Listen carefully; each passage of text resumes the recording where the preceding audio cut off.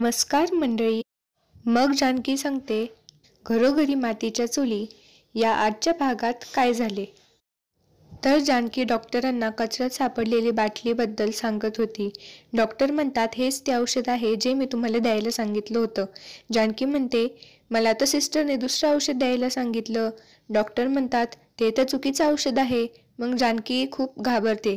जानकी डॉक्टरांना म्हणते, डॉक्टर, जर मी ते चुकीचं औषध माझ्या आईंना दिलं असतं तर त्याचं नव्हतं झालं असतं. डॉक्टर म्हणतात, पण ही चूक आमच्या स्टाफकडून होऊच शकत नाही. त्यावेळेस जानकीला आठवते त्या नर्सबद्दल. जेव्हा ती नर्स आली होती रूममध्ये तेव्हा तिने काहीच मुखातून शब्द नव्हता काढला. जानकीला मग संशय आला. पण डॉक्टर म्हणतात की आमचा स्टाफ असा हलगर्जीपणा करू शकत नाही. हे कोणीतरी बाहेरचाच कोणीतरी केलं आहे मुद्दामून. मग जानकी सांगते की त्या नर्सने मास्क सुद्धा लावलेला होता. त्यावर डॉक्टर वॉर्ड बॉयला बोलवून त्या खोट्या नर्सला शोधायला सांगतात. वॉर्ड बॉय नर्सला शोधायला लागतात हे ऐश्वर्याला कळते. मग ऐश्वर्या घाबरून तिथून पळू लागते. हे वॉर्ड बॉय बघतात, पण पळता पळता ऐश्वर्याचा धक्का एका बाईला लागतो. तरी सुद्धा ती थांबत नाही आणि पळत पळत हॉस्पिटलमधून निघून जाते. वॉर्ड बॉय बाहेर येतात, पण ती गायब झालेली असते. ऐश्वर्या बाहेर जाऊन एका गाडीमागे लपते. तिथे ती घाबरून उभीच असते. तेवढ्यात तिच्या पाठीवर कोणीतरी हात ठेवतं. पाहते तर सारंग असतो. ती म्हणते, अहो सारंग, मी घाबरले ना, तुम्ही इथे कशाला आलात. मग सारंग म्हणतो, अगं तू औषधाची बाटली बदलली का, मी तेच पाहण्यासाठी आलो होतो इथे. ऐश्वर्या सारंगला म्हणते, अहो तुम्हाला माहिती आहे का इथे काय झालंय. जानकीला माझ्यावर संशय आलाय. मग सारंग म्हणतो, अरे बापरे, मग जानकीने तुम्हाला पाहिलं तर नाही ना. ऐश्वर्या म्हणते, नाही. मग सारंग जानकीला लपत छपत घरी घेऊन जातो. ऐश्वर्याला घडलेला प्रकार आठवत असतो. वॉर्ड बॉय तिच्या मागे लागलेले असतात हे तिला आठवत असते. तिला या गोष्टीचा खूप राग येत असतो. तेवढ्यात सारंग तिथे कॉफी घेऊन येतो. सारंग म्हणतो, हे घ्या ऐश्वर्या, अगदी तुम्हाला आवडते तशीच मी कॉफी घेऊन आलो आहे तुमच्यासाठी. ऐश्वर्या रागात म्हणते, अहो सारंग, तुम्हाला कळतंय का इथे काय चाललंय, आणि तुम्हाला फक्त खाण्यापिण्याचं सुचतंय. त्यावर सारंग म्हणतो, अहो ऐश्वर्या, उलट बरं झालं ना ती लता मेली नाही. काल माझी आई माझ्याकडे मन मोकळं करण्यासाठी आली होती. तेव्हा ती म्हणते, बरं झालं लता सुखरूप हॉस्पिटलमध्ये आहे. जर लताला काही झालं असतं तर आयुष्यभर तिचं ओझं माझ्या आईच्या मनावर राहिलं असतं. यावर ऐश्वर्या म्हणते, अच्छा, तर तुम्हाला बायकोची काळजी नव्हती, तुम्हाला तुमच्या आईच्या शब्दांची काळजी होती. म्हणून तुम्ही ती लता जिवंत आहे का नाही हे पाहण्यासाठी हॉस्पिटलमध्ये आला होतात. बायकोचं काय, बायको तर कोणालाच हवी नसते. पण खरं सांगू का सारंग, तुमची आई ढोलकी आहे, ढोलकी. एका बाजूने तबडक वाजते, दुसऱ्या बाजूने दबडक वाजते. तुमची आई एका बाजूने कधीच बोलत नाही. मग आपण तरी काय करायचं. सारंग म्हणतो, त्या लताला मारणं आपल्यासाठी खूप अवघड आहे, कारण जानकीबाईंनी तिथून हालतच नाहीये. ऐश्वर्या म्हणते, हो ना, एकतर ते लताला शुद्ध आली की नाही हे पण आपल्याला माहित नाहीये. सारंग म्हणतो, अहो आली आहे, मी गपचूप कॉल करून विचारलं होतं, तेव्हा ते बोलले की शुद्ध आली आहे. मग आता आपल्याला काय करता येईल असं ऐश्वर्या बोलते. ऐश्वर्या सारंगला विचारते की आत्ता महिना कोणता चालू आहे बरं. यावर सारंग म्हणतो, आत्ता जुलै महिना चालू आहे. ऐश्वर्या म्हणते, वा वा वा, शब्बास, या मी तुम्हाला त्याच्यासाठी बक्षीस देते. अहो इंग्रजी महिना नका सांगू मला, मराठी महिना कोणता आहे ते सांगा. यावर सारंग म्हणतो, आत्ता तर श्रावण महिना आहे. ऐश्वर्या म्हणते, शाब्बास, मला हेच ऐकायचं होतं. बरं आता मला सांगा, श्रावण महिन्यामध्ये काय असते. सारंग म्हणतो, या महिन्यात धबधब पाऊस पडतो, चिंच, कैऱ्या, बोरं. यावर ऐश्वर्या त्याच्याकडे रागाने बघते आणि म्हणते, काय सारंग, तुम्हाला नुसतं खाण्यापिण्याचंच पडलेलं असतं. खाण्यापिण्याविरुद्ध अजून काय असतं ते सांगा ना. मग ऐश्वर्या म्हणते की अहो दुसरं सांगा ना काय असतं. यावर सारंग म्हणतो, मग श्रावण महिन्यात तर सोमवार उपवास असतात सोमवारचे. तेव्हा ऐश्वर्या म्हणते, हां, श्रावणी सोमवार. आणि सोमवार नंतर काय येते, मंगळवार. मंगळवार म्हणजे मंगळागौर. मग आता आपण मंगळागौरीच्या दिवशी सगळा प्लॅन एक्झिक्यूट करायचा. सारंग म्हणतो, अहो ऐश्वर्या, तुमच्या नक्की डोक्यात काय चाललंय मला नीट सांगा. यावर ऐश्वर्या म्हणते, आता हे बघा, मंगळागौरची सगळी तयारी करण्यासाठी जानकीला घरी यावंच लागेल. जानकी एकदा घरी आली की आपण मोकळे. आपण तिकडे हॉस्पिटलमध्ये लताचा गेम वाजवून टाकू.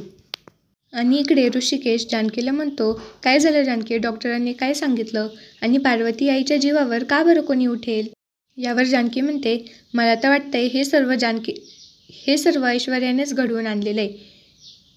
ऋषिकेश म्हणतो, अगं तुझ्याकडे तर ऐश्वर्याबद्दल काहीच पुरावा नाहीये, मग तू तिचं नाव कसं काय घेऊ शकते? यावर जानकी म्हणते, पुरावा नसला तरी मला खात्री आहे की हे सर्व ऐश्वर्यानेच केलं असेल. ऐश्वर्याकडे एक ठोस कारण आहे लताला पार्वती आईंना मारण्यासाठी. मग ऋषिकेश म्हणतो, काय कारण आहे? मग जानकी सांगते, एक कारण आहे, ती म्हणजे माझी आई. माझ्या आईबद्दल फक्त ऐश्वर्या आणि पार्वती आईंनाच माहीत आहे. माझ्या आईचा फोटो मला ऐश्वर्याच्या पर्समध्ये सापडला.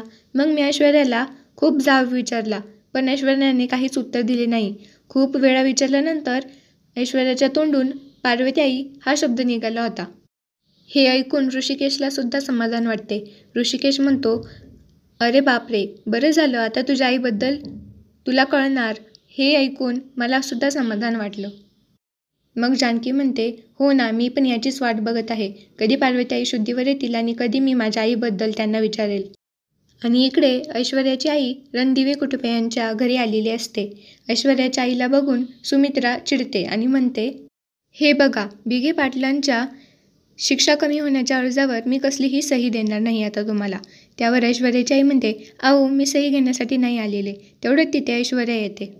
ऐश्वर्या म्हणते, अहो आई, माझी मॉम मंगळागौरीबद्दल सांगायला आली आहे. मागच्या वर्षी आपल्याकडे अवंतिकाची पहिली मंगळागौर होती. तेव्हा आपण बघितलं की तिच्या बिचारीच्या बद्दल किती वाईट घडले. त्यामुळे मागच्यासारखं काही होऊ नये, त्यामुळे मला मंगळागौरीचा कार्यक्रम करायचा आहे. यावर सुमित्रा म्हणते, बरं झालं ऐश्वर्या, तू आठवण करून दिली, माझ्यात तर लक्षातच नव्हतं. आता मी अवंतिकाला पहिलं सांगते की तुझ्या हातातली सर्व कामे सोड आणि इकडे ये. सुमित्रा म्हणते, ऐश्वर्या तुझ्या आईला चहा पाणी कर. तेवढ्यात सुमित्रा तिथून निघून जाते आणि ऐश्वर्याची आई ऐश्वर्याला म्हणते, अगं ऐश्वर्या, नक्की तुझं काय चाललंय? तुझ्या डोक्यात नक्की काय आहे? ऐश्वर्या म्हणते, अगं तू मंगळागौरीचं आमंत्रण द्यायला आली आहेस ना, मग आता झालं ना देऊन, मग आता जा तू. मग ऐश्वर्याची आई म्हणते, अगं तू नक्की काय करत असेल ना, तर आता हे करणं सोडून दे, कारण तुझ्यामुळे बिचाऱ्या जानकीला खूप सहन करावं लागतं. मग ऐश्वर्या म्हणते, हे बघ आई, तू विसरू नकोस, तू माझी आई आहेस, त्या जानकीची आई नाही आहेस. आणि ऐश्वर्या तिच्या आईला जाण्यासाठी खूप फोर्स करते. ती म्हणते, अगं जाय आता आई, तू निघून जा. तू मंगळागौरीबद्दल बोलण्यासाठी आली होती, आता बोलून झालंय, मग तू निघून जा, प्लीज जा, निघून जा. अगं जा ना, तू उठत का नाही आहेस? कशी बाई आहे, मी हिला जा म्हणते तरी ही जात नाही आहे, असं ऐश्वर्या खूप उलटसुलट तिच्या आईला बोलते. मग ऐश्वर्याची आई म्हणते, अगं तुला तुझ्या आईबद्दल बोलण्याचं भान नाही राहिलं, असं कसं बोलतेस तू तुझ्या आईबद्दल? असं कोणी बोलतं का? मग ऐश्वर्या म्हणते, हो, नाही राहिलं मला कसलंच भान, तू इथून पहिलं जा प्लीज. आणि मग कसं बसं ऐश्वर्या तिच्या आईला जायला सांगते आणि तिची आई निघून जाते. तेवढ्यात सुमित्रा तिथे येते आणि ऐश्वर्याला म्हणते, अगं काय झालं गं, चहा पाणी काही केलं नाहीस का तुझ्या आईला? मग ऐश्वर्या म्हणते, अहो माझ्या आईला ॲसिडिटीचा त्रास आहे ना, त्यामुळे ती चहा नाही घेत. त्यानंतर सुमित्रा तिथून निघून जाते आणि मग ऐश्वर्या मनातल्या मनात म्हणते, अरे वा, आता झालंच तर, सगळं माझ्या म्हणण्याप्रमाणे होतंय. आता मला माझा प्लॅन सक्सेस करण्यापासून कोणीच अडवू शकत नाही. आणि इकडे डॉक्टर ऋषिकेशला म्हणतात, सो मिस्टर ऋषिकेश, तुमचा पेशंट आता आउट ऑफ डेंजर आहे. म्हणजे आता त्यांना शुद्ध नाही आलेली, पण 1-2 दिवस आमच्या ऑब्झर्वेशनमध्ये राहून द्या आणि त्यानंतर तुम्ही त्यांना घरी घेऊन जाऊ शकता. म्हणजे त्या अजून शुद्धीवर नाही आलेल्या, पण 1-2 दिवस ऑब्झर्वेशन खाली ठेवलं की मग तुम्ही त्यांना घरी घेऊन जाऊ शकता. हे ऐकून ऋषिकेशला बरे वाटते. मग तिथून डॉक्टर निघून जातात. मग जानकी ऋषिकेशला म्हणते, पाहिलं ना ऋषिकेश, आता पार्वती आई नीट आहेत, मग तुम्हीही इथे थांबू नका, आता तुम्ही टेन्शन नका घेऊ, तुम्ही घरी जा. यावर ऋषिकेश म्हणतो, खरंच जानकी, पार्वती माझी आई आहे. हे पचवायला तुलाच जास्त वेळ लागणार होता, पण आज बघ ना तू किती करतीये त्यांच्यासाठी, बघ ना तूच. यावर ऋषिकेश तिथून निघून जातो आणि जानकीला म्हणतो की जर काही मदत लागली तर मला नक्कीच सांग. आणि तिकडे हॉस्पिटलच्या बाहेर एका गाडीतून एक माणूस उतरतो. त्याच्या हातात मोठा चाकू असतो आणि इकडे जानकी म्हणते, खरं तर ऋषिकेश, मला माहिती आहे की ही तुमची आई नाही आहे, पण मी यांची मदत माणुसकीच्या नात्याने करते, कारण त्या शुद्धीवर आल्यावर त्या मला माझ्या आईबद्दल सांगतील. आणि इकडे तो माणूस हॉस्पिटलमध्ये येत असतो. ऋषिकेशला याचा काही अंदाज येत नाही की हा काय करायला आलाय. त्याला वाटतं की डॉक्टरच आहे, म्हणून तो दुर्लक्ष करून तिथून निघून जातो. इकडे घरी शरू आलेली असते. ती म्हणते, आई तुझा फोन येताच मी पटकन इकडे निघून आले. आणि कार्तिकसुद्धा खूप मागे लागला होता. तो पण म्हणत होता मला यायचंय, मला यायचंय. त्याला कसं बसं घरी ठेवून मी पटकन इकडे निघून आले. तेवढ्यात ऐश्वर्या तिथे सरबत घेऊन येते. मग शरू तिला विचारते, जानकी वहिनी कुठे आहे? त्या दिसत नाहीये. मग शरू विचारते, काय झालं? का बरं त्या हॉस्पिटलमध्ये आहेत? यावर सुमित्रा म्हणते, अगं काही नाही, ऋषिकेशच्या आईला बरं नाहीये, त्यामुळे जानकी तिथे थांबली आहे. मग शरू सुमित्राला म्हणते, अगं आई तू मंगळागौरीचं उद्याच का बरं काढलं? आता खूप तयारीसुद्धा करावी लागेल ना. मग ऐश्वर्या म्हणते, हो ना, आणि त्यात जानकी वहिनी पण नाही आहेत.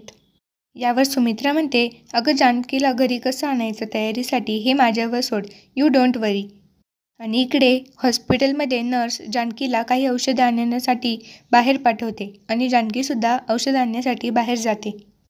आणि रूममध्ये अजून एक डॉक्टर येतो. नर्सला वाटते की डॉक्टर चेकअपसाठी आले आहेत. नर्ससुद्धा बाहेर निघून जाते आणि तो डॉक्टर पार्वती आईला मारण्याचा प्रयत्न करतो. तेवढ्यात जानकी तिथे येते आणि त्या डॉक्टरला पकडते. तर असा होता आजचा एपिसोड. पुढच्या भागात काय होतंय हे पाहूया उद्या. आणि पुढच्या भागात काय होतंय हे पाहण्यासाठी माझ्या चॅनलला नक्कीच सबस्क्राईब करा, लाईक करा आणि शेअर करा. धन्यवाद.